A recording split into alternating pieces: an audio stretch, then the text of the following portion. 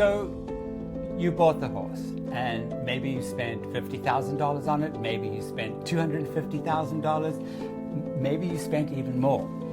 But here's what nobody tells you when you're writing that check. The horse was the cheap part. The land it lives on, well, that's really where the money goes.